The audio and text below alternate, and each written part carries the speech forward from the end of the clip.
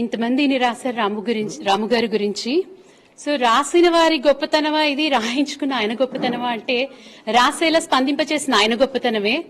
So నాలాంటి నాకు అసలు మీడియాతో కానీ మూవీస్తో కానీ ఎటువంటి సంబంధం లేదు. అక్కతో పరిచయం అయినాక నేను ఇప్పుడు తెలుసుకుంటున్నాను. అలాంటి నన్ను కూడా స్పందింపచేసి రాము గారు ఒకటి రాయించుకున్నారని చెప్పాలి. యాక్చువల్ గా ఆయనకి తెలియకుండానే ఆయనకి బర్త్డేకి హ్యాపీ బర్త్డే అని విషెస్ చెప్తే ఇష్టం ఉండదు. సో ఎలా చెప్పాలి అని ఆలోచించినప్పుడు ఆయన గురించి వచ్చిన ఆర్టికల్ రాసి అది పంపించానన్నమాట. అందరూ ఆయన పేరులో రాముడు గోపాలుడు ఇద్దరు ఉన్నారు, అందరు కంపేర్ చేస్తున్నారు. అయితే ఈ ఆర్టికల్లో ఏముంటుందంటే హౌ హీఈస్ డిఫరెంట్ ఫ్రమ్ రాముడు. ఆయన పేర్లో రాముడున్నా గోపాలుడున్నా ఆయన రాముడు నుంచి గోపాలుడి నుంచి ఎలా డిఫరెంట్ గా ఉన్నారు అనేసి వర్ణిస్తూ రాసిన ఈ చిన్న కవిత చదువుతున్నాను. అలనాటి రాముడు అందాల దేవుడైతే ఇలనాటి రామ్ గోపాలుడు అందాలని ఆరాధించే సౌమ్యుడు.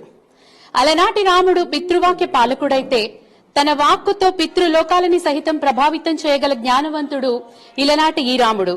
అలనాటి రాముడు రాయిని అహల్యగా మార్చితే ఇలనాటి రాముడు ఆరాధ్యని అందాల దేవిగా మలచి అపురూపమైన శృంగారాన్ని ఒలికింప చేయగల ప్రతిభావంతుడు. ఈ రాముడిలో గోపాలుడున్నా అలనాటి గోపాలుడులా చీరల చోరుడు కాదు గాని చీరలోని సింగారాన్ని ఎంతో శృంగారంగా చూపించే చోరుడు. ఎందుకంటే శారీ అని ఒక బ్యూటిఫుల్ మూవీ ఆయన చేశారు. త్రేతాయుగానికి చెందిన ఆ రాముడు అవతారాన్ని చాలిస్తే కలియుగానికి చెందిన ఈ రాముడు సోషల్ మీడియా ముఖంగా రామోయిజం ద్వారా ఫిలాసఫర్ గా అవతరించి విశ్వమంతా వ్యాపించినాడు.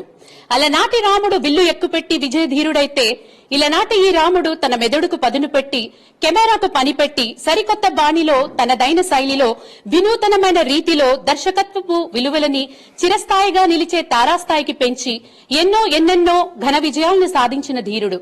అలనాటి రాముడు ప్రజలకు దేవుడైతే ఇలనాటి ఈ రాముడు యువ ఫిల్మ్ కాన్సెప్ట్ తో ప్రేక్షకులని దేవుళ్లుగా మార్చినాడు.